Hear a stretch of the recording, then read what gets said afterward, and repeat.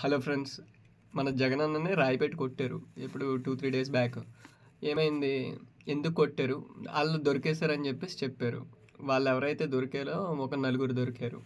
ఆ రాయి అసలు ఎందుకు పెట్టి కొట్టారో తెలుసా మీకేమైనా? ఈ జగనన్న సభలు పెడుతున్నారు కదా, వాలంటరీగా ఎవరు వెళ్ళరు అన్న సభలకి. ఒక 350 రూపీస్ ఒక లిక్కర్ ఇస్తానన్నాడంట అన్న. మంది ఇచ్చేసాడు. వాళ్ళు తాగేసి వచ్చారు ఆ సభకి. సో 350 ఇస్తానన్నాడు కదా, ఆ డబ్బులు ఇవ్వలేదంట. సో అందుకని చెప్పేసి రాయి పెట్టి కొట్టారు. సో ఇక్కడ దీన్ని బట్టి అర్థం చేసుకోవాల్సింది ఏంటండి? మండుద్ది కదా వాళ్ళకి, డబ్బులు ఇస్తానని ఇవ్వకపోతే. మండదా అక్క, మండదా చెల్లి, ఆ టైప్లోనే రాయి పెట్టి కొట్టారు. ఇంకొకటి ఏంటంటే ఇక్కడ అర్థం చేసుకోవాల్సింది ఏంటంటే, జగనన్న ఫాలోయింగ్ మొత్తం ఫేకే. డబ్బులు ఇస్తే కానీ ఎవడో రావట్లేదు.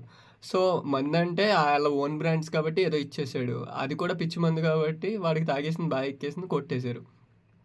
ఇంకో వర్షన్ ఏంటంటే, ఎవరైతే పాపం నలుగురిని పట్టుకున్నారో వాళ్ళు జనపొత్తులు అమ్మేవాళ్ళు, కొద్దిమిర్చి అమ్మేవాళ్ళంట. వాళ్ళు మా బిడ్డలని అనవసరంగా జైల్లో పెట్టారు, అందులో నిజం లేదని చెప్పేసి వాళ్ళ వర్షన్ వాళ్ళు చెప్తున్నారు.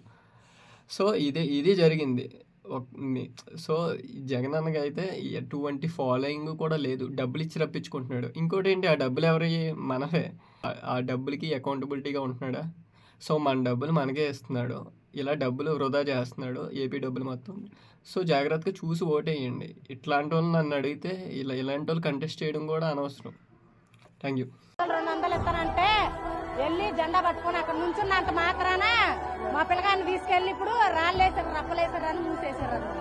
4 ఎండి మిరకాయలు వేసుకొని నలుచుకొని గంజి పోసుకొని తాగుతూ మీ లేబరం సార్, మేము అచ్చలు చేసేవాళ్ళం కాదు సార్. లేబరం పిల్లల్లో ఉన్న వాళ్ళని మర్చిపోయి 200 ఇస్తాం, మొగళ్ళకి 300 ఇస్తాను అనేసి ఇచ్చేసి అందరినీ ఇళ్లలో ఉన్న వాళ్ళందరినీ రోడ్డెక్కిచ్చారు మమ్మల్ని. మా పిల్లల్ని తీసుకెళ్తుంది నాయన. పిల్లలు స్కూల్ కాడ ఒక వాసన నేను ఉంటారు, కాపురం ఉంటుంది సార్, పెద్ద స్కూల్ కాడ.